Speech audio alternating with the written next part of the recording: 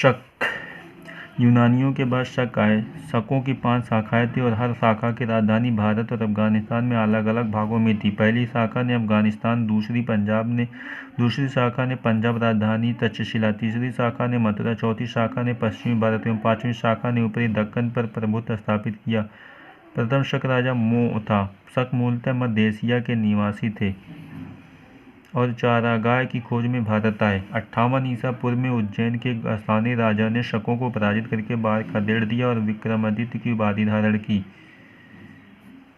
शकों पर विजय के उपलक्ष्य में 58 ईसा पूर्व से एक नया संवत विक्रम संवत के नाम से प्रारंभ हुआ। उसी समय से विक्रमादित्य एक लोकप्रिय उपाधि बन गई, जिसकी संख्या भारतीय इतिहास में 14 तक पहुंच गई। गुप्त सम्राट चंद्रगुप्त द्वितीय सबसे अधिक विख्यात विक्रमादित्य था।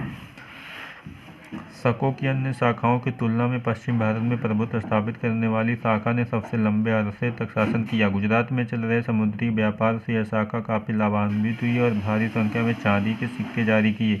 शकों का सबसे प्रतापी शासक रुद्रदामन प्रथम था, जिसका शासन 130 से 150 गुजरात के बड़े भाग पर था। इसने काठियावाड़ की अर्ध शुष्क सुदर्शन झील मौर्यों द्वारा निर्मित का जीर्णोद्धार किया। रुद्रदामन संस्कृत का बड़ा प्रेमी था। उसने ही सबसे पहले विशुद्ध संस्कृत भाषा में लंबा अभिलेख गिरनार अभिलेख जारी किया। इसके पहले के सभी अभिलेख प्राकृतिक भाषा में रचित थे। भारत में शक राजा अपने को क्षत्रप कहते थे, पार्थियाई या पहलव।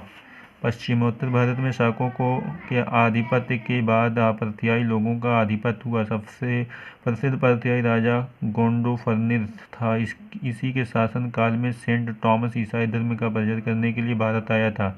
पार्थियाई लोगों का मूल स्थान ईरान में था।